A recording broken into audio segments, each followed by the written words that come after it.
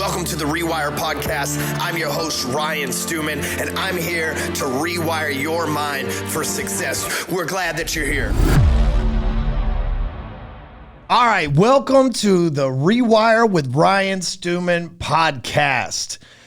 Man, it's been a minute since I've shot a new one of these, especially in long form. You can expect me to be on here more often. This is every time I try to get away from podcasting, because I've been doing it since 2011. Every time I try to step away from it, you guys are like, Mr. Stewman, we're going to need you to come back. And I'm like, but I'm busy, man. I don't got time for it. Sir, please come back. So here I am back in 2024. I've tried to give this stuff up since about 2019 and I put out a prolific amount of content. So, you know, I'm like, man, do people even listen to podcasts? But in reality, I get millions of views throughout the iTunes, Spotify, YouTube, and everything else. So I just need to hammer down and quit being a little bitch and actually do this podcast more often. I want to talk to you guys about the stresses of building a business and the mental fortitude that's required to build a business.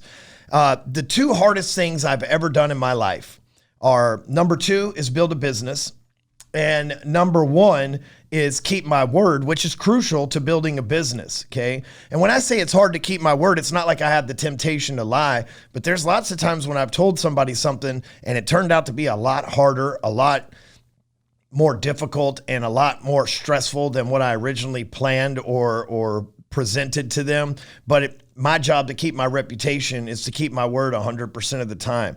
And, you know, and people know that about me. The first thing somebody does when they attack me is they say, oh, he doesn't have integrity, because they know that fucking kills me, because it's not true.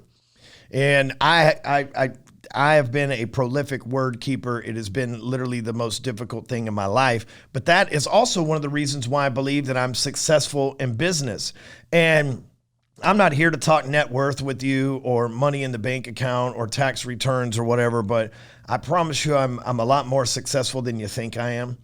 And it's not me sitting here with my ego and bragging. I've learned this over the years of being a business owner, and I'll put it to you this way with the true story.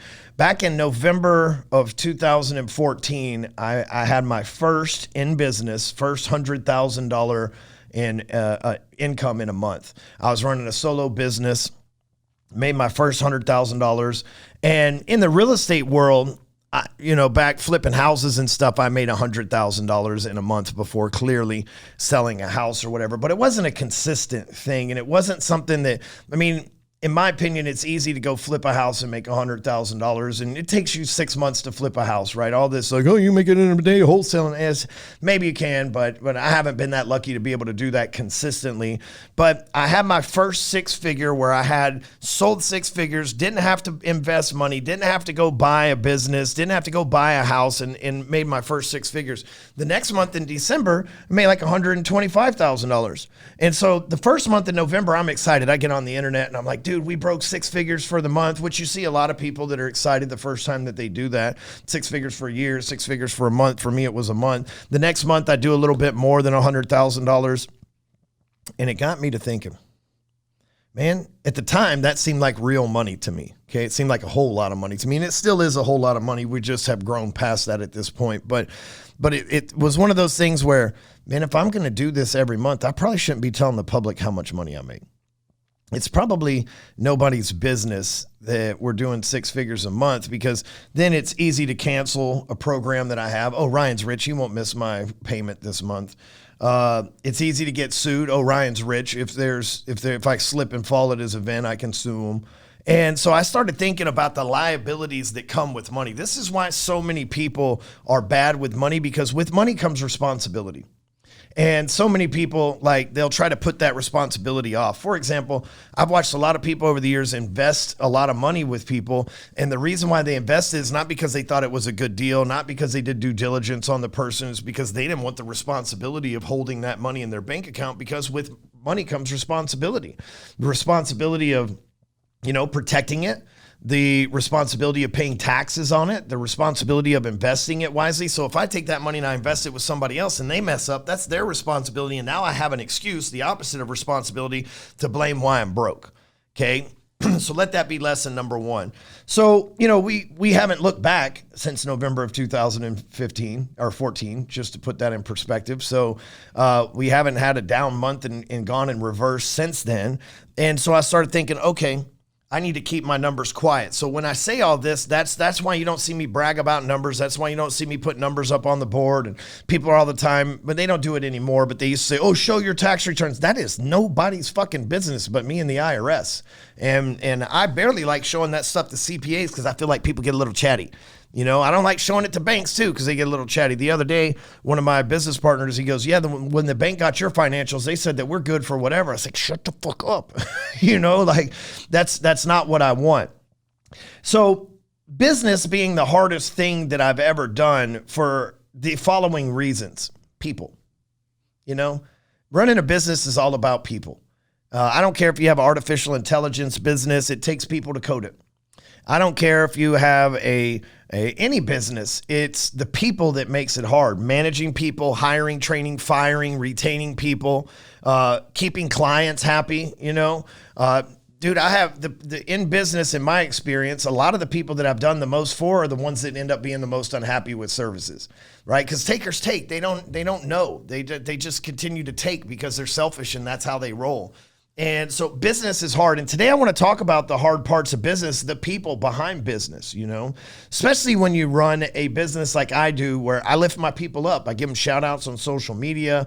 I talk to them, try to make them feel good about working for me and make them feel good about being on my team and make them feel appreciated.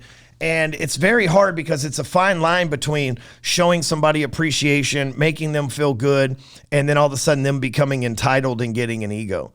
That's one of the most difficult parts of being an operator of a business, a manager of a business, a leader of people in business, is I've had a lot of people over the years where I've told them they're doing a great job and how awesome they are. And sometimes I just do that to hope they'll become the person that I'm telling them that they are, right? Like I feel like if I got this little dog, Ace, right? And I feel like if I just constantly told Ace, you're a wolf, you can bite those motherfuckers, you're just a killer, you're like a little pit bull, bro. I feel like at some point he would be this vicious dog, right? Because that's what I talked him into. Even though he's the most docile, loving animal on the planet, if I'm constantly pouring into him that he was a wolf, he'd be howling at midnight in the middle of the night, right? And so I do that to people to try to build them up, right? Because nobody's going to come to your business and be the best of your business on day one, right? You can hire the top salesman from another company to come to your company. There's still going to be a learning curve. There's still going to be things that you do different, and they're not going to be the best at that, but it's my job to elevate them, the people that work in the business, to where I believe that they can, to the potential that I believe that they could reach when I hire them, right?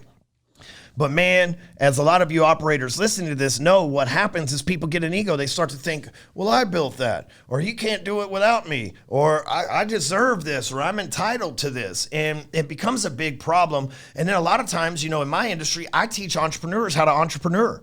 Right? So I teach people who are employed and people who are self-employed how to be better and build a business and self-employed. So a lot of people that work for me end up getting the itch to go out on their own, and I make it look easy. And the reason why I make it look easy is because I've been self-employed on and off since 2005, right? Like I've been a millionaire since 2005. We're almost going on 20 years of being a millionaire here. And sure, I've had down times and up times and force of average instances in between, but pretty fucking consistently, more years than not, I've been a millionaire since 2005. And so I say that because I make it look easy, because look, I had a guy the other day, he's like, I need you to shoot this video. I came in here and I shot the video. He goes, you didn't have to write a script? You didn't have to think about that shit? It's like, no, I fucking shot like 3,000 videos. I know how to shoot a video. I know how to do a podcast. I've done like 5,000 podcasts between interviews that I've been on, my own personal shows and stuff. I don't need a script. I don't need to look at it, so I make it easy. It reminds me of this. You ever watch a golf game on TV? You watch a golf game, the dude's got this smooth swing and he just hits from the links and it just goes down there and it's like, a birdie or a par. And you watch Tiger Woods play golf and you're like, man, fuck, I can play golf. That ain't shit. Swinging a club, that ain't nothing. You go get you some golf clubs for a couple $100. You go to the local country club, you get you a membership. You go out there, you get on the golf cart, you go on to the links, you put your tee in the ground, you put your ball on the side of the tee and you fucking knock a divot the size of a ditch out of the freaking ground next to it. And the warden out there on the golf course like, hey, you're fucking my course up. What are you doing? Right? Or you hit it and you shank it left or right. And you're like, damn, this is way harder than the experts make it seem on TV. Same goes with surfing. You watch professional surfing, you're like, look, they're just kind of floating out there on that board. The wave comes in, they just kind of casually stand up on the wave and they just surf that thing in. And when they're done, they go back to hanging on the board. If you've ever surfed, you are out there fighting for your motherfucking life on that board. I am telling you, if you're not an expert and you think that you're just going to go out there and play golf or you're just going to go out there and surf, you are in for a rude fucking awakening. It's the same in business.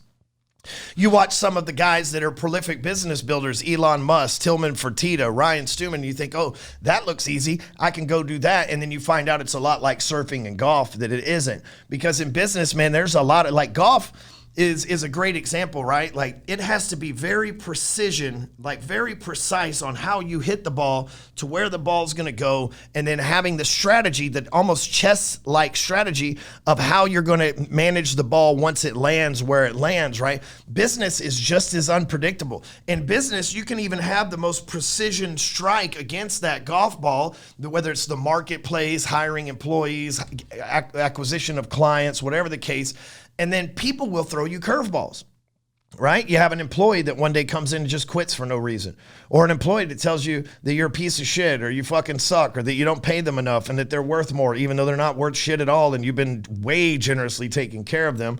And what happens is you're constantly managing this. You know, I think that we shouldn't call ourselves business owners. We should call ourselves firefighters, because most of us are constantly fighting fires. And any business owner or entrepreneur that tells you that it's been smooth and they're always winning is full of shit or never really built anything that matters. Okay. It's easy to own a business and make $10,000 a month, right? Like that's easy money. You don't have any employees probably at that part.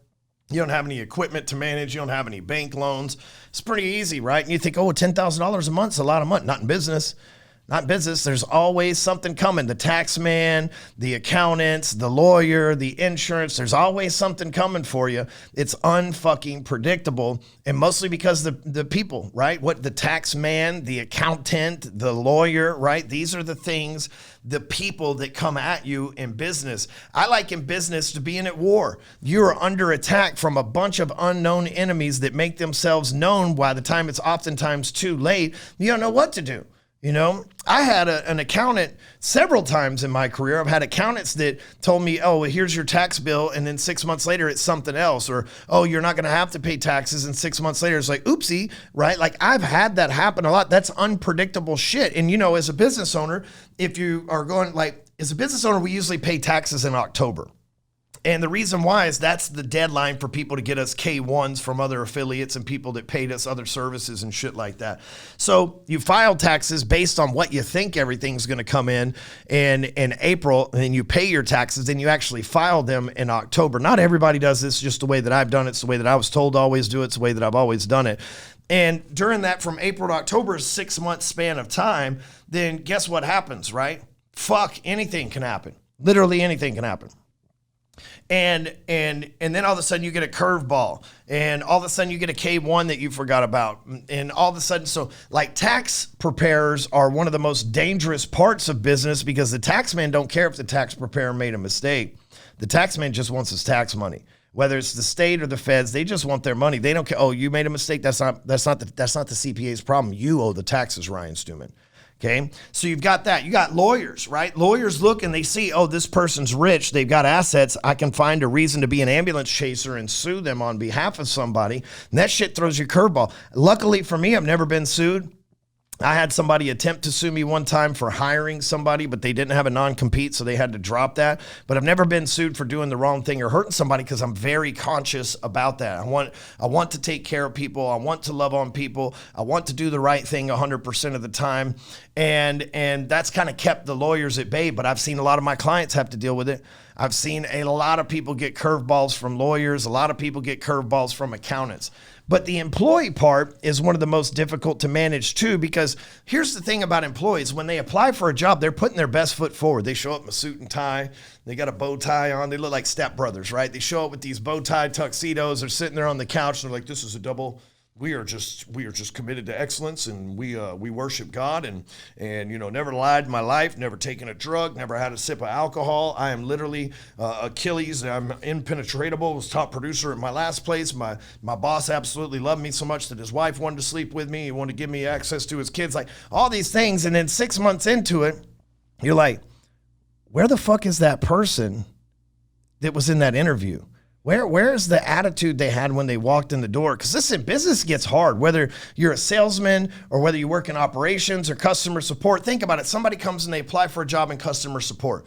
And they're like, oh, I love people and I'm an excellent communicator and I can do anything to anybody to make them feel special and wanted.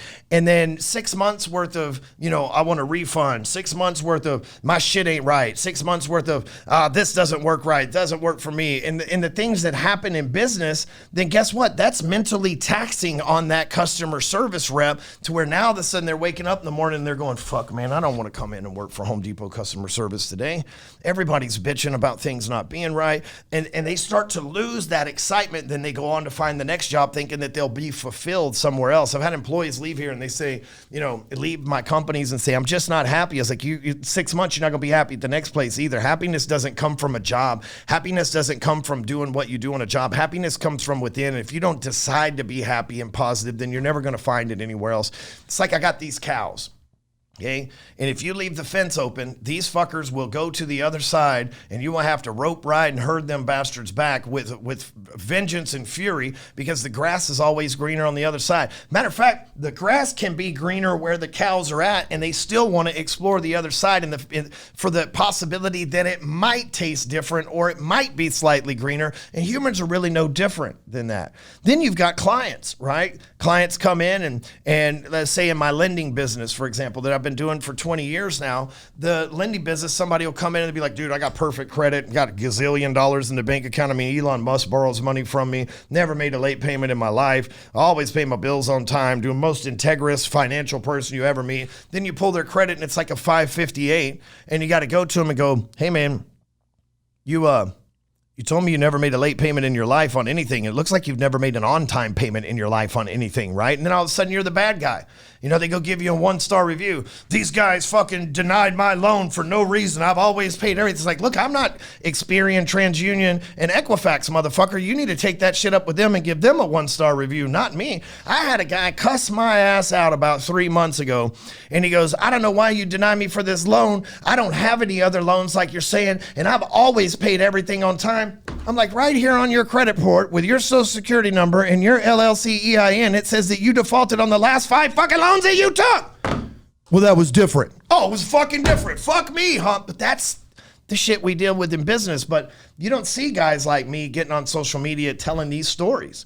You don't see guys going, oh man, it's hard. Everybody's like, oh yeah, business is great. It's easy and I'm crushing it, right? Then behind the scenes, if you're like me, you run a business association, you see the dirt. You hear the stories. You understand the turmoil. And, I think the big separator between a successful business person and an average or below average business person is real simple. Just refusal to quit. We're going to have hard times in anything that we do. We're going to have hard times in the gym if you work out. You have a hard time sticking to your diet if you want to diet. You're going to have a hard time being a husband or a wife if you're married for 10 years like I have been, going on 10 years this year. You're going to have a hard time being a parent. You got teenagers and 2-year-olds like I do. You have a hard time doing anything. It's never going to be all rainbows and sunshine. But what we have to do as business owners is we have to decide and commit that no matter what the external circumstances are, we're not looking for external happiness. We're looking for internal happiness and fulfillment. And if we can have that internal happiness and fulfillment, those external circumstances may distract us. They may confuse us. They may hurt us. They may break our hearts. They may give us headaches. They may cause us financial pain, but we're not relying on those things to be fulfilled. We're not relying on those things like the joy of my children. I don't rely on their behavior to make me happy. Now, when they behave, I'm happy. But when they misbehave, I'm happy and I still love them too. If my son, and I will beat ass, I'm just saying for the fucking record, but if one of my kids decide to become a drug addict like I used to be, I'm not going to love them any less. I'm going to love on them more. I'm going to commit to them even more and drag them out of that. Hopefully I've done my job as a parent to prevent that, but people are unpredictable. It's the same in business. I can take employees and clients across the 64 different companies that I invest in, own, and operate. I don't operate all of them, invest in all of them, own a little bit of all of them, but it's unpredictable. Whether I'm selling a $110 million apartment complex like we're in the process of doing right now, or whether I'm just collecting $250 for a digital product, my job is to not be fulfilled by those things, but be fulfilled internally and do my best to make those external things go smooth, but knowing in advance that they're not. See, here's what Mike Tyson once said. He says, everybody has a plan to win a fight until they get punched in the face. Okay. Everybody has a business plan, but you might as well wad that up, wipe your ass with it, and throw it in the trash can, because you're not going to be able to stick to that 100% of the time. None of us are smart enough. Now, maybe there are people out there smart enough, but none of us are smart enough to figure everything out. Every major Fortune 100 company, from Tesla, Amazon, Microsoft, Google, they've all had down quarters. They've all had down years. Every bank that's worth $1 trillion, Wells Fargo, Chase, Bank of America, they all have down quarters. They've all taken losses. They've all taken their chops. They've all had to survive down times in the economy because shit's unpredictable. And if the big companies, the Fortune 100, if they don't have everything figured out, how the fuck can people like you and me think that we have things figured out? But our job is not to have it all figured out in advance. It's to have most of it figured out in advance and have the mental toughness and fortitude to stick with it and commit to seeing the solutions, no matter if we have a downtime or an uptime. You're listening to this podcast. It's created in 2024, but in 2023, that was a rough year for a lot of people. A lot of people, they made money from 2020 to 2022 and they squandered it on shit, and they didn't survive through 2023 because life punched them in the face and that plan went out the window, and they decided to quit and go get another job or quit and just become unemployed or whatever people decide to do. But folks like you and I, the people that listen to this show, we are committed. I don't have a rich family. I am the rich family. I am the richest person in the history of anyone to have both of the names that I was born with and adopted into. I have more employees than anybody in the history of my family. I have more kids. Now I'm tied with my grandfather for kids, but like, I'm the first person to own my own building. I'm the first person to own multiple real estate portfolio of multiple houses. I'm the first person to own multiple companies in my family. So I don't have anybody that I can really go and lean on for financial support. My commitment to my wife and kids and my employees' paychecks is to figure this shit out no matter what comes my way. And when you adopt that mentality as a business owner, and you know that there's no plan B, and plan B isn't like a backup plan in case this doesn't go right. Plan B is like, well, if this goes out the window, I'll just go do X, Y, Z. There's no plan B. There's no going back. And when you commit on that level, that's when success really shows up in your life as an entrepreneur. You see so many people, they take the leap. And I've seen them leave here. They say, I don't need you, Stewman. I'm going to go start my own shit. And 6 months later, hey, man, you got any of them jobs back for me? This thing was you make it look way easier than it is. Hey, man, I didn't know it was going to be this hard. What would you do in my situation? I wouldn't have never fucking left because I know how hard it is. That's one thing for me to be an orator here and be able to talk and it seemed like, oh man, Stewman puts out good podcasts, good content, good social media posts. It's another behind the scenes of the companies that I run because of people. And so you have to understand these factors as a business owner, and you have to commit to dealing with people. You have to commit to facing problems. You have to commit to facing challenges and overcoming them, no matter how painful it is. I say this oftentimes. Your success in business is directly proportional to your ability to withstand financial pain. See, most people, they get their arm twisted about right here and they go, I can't take it, I'm quitting. Me, you wrap that motherfucker around 10 times and I ain't got no choice but to take it until you're done wrapping it around so that I can finish what the fuck I needed to do in the first place. And once you have that mindset in business, you can take any level of pain, any level of problem, and you'll figure it out. That's when you win. You see, as I've gotten older, I've really started to look at the patterns that I run in my life. And when I run into a problem, here is my emotional pattern that I go through, and maybe some of you out there can relate to this, is I have, first I get angry. Damn it, why is this happening to me? Fuck, right? Then maybe a day later, I'm like, oh man, this sucks. It's like almost like victim. Man, why is this happening to me? You know, it's like angry. Why is it happening to me? The third level of my emotional cycle is fuck it, I'll figure it out. And the faster I can get to that, faster I can burn through those first two phases of that cycle and get on the fuck it, I'll figure it out, the faster we get back on track to where we've got to go. And see, it's up to us to be personally developed enough as a business owner and a leader to know what cycles we run through so that maybe I can avoid my employees and my clients seeing the mad and victim part of that cycle and just constantly see me in solution mode.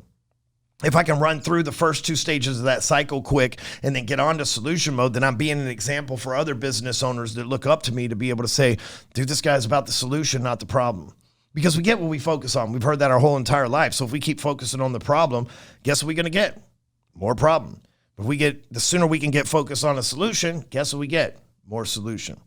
So listen, if you like this episode, you got something from this, it gave you just a little, I talk fast, I know, but if it gave you a little bit of mental fortitude, if it gave you a little bit of mental toughness, and you're looking to surround yourself with people that are bought into the same mission, go to jointheapex.com, jointheapex.com, get plugged in with the Apex Business Association. Listen, it's not a mastermind, it's not a coaching program, it's not a one-on-one consulting deal. It's literally a group of people with tools, software, trainings and teachings that are working together and supporting each other, not selling stuff to each other, not ripping each other off, but selling themselves on how they can become successful collectively. Like imagine if you had a problem and you could go to a forum and state your business problem and 15 people gave you the same solution that opened your mind. You know, a lot of us have closed mind when it comes to stuff, but the right combination of words will unlock that closed mind. And that's what the Apex Business Association does for people. It unlocks closed minds and provides solutions to real world problems that from people that have been there and done that before. Get plugged in, go check it out. The website is jointheapex.com. Rise above, and we'll see you on the next episode.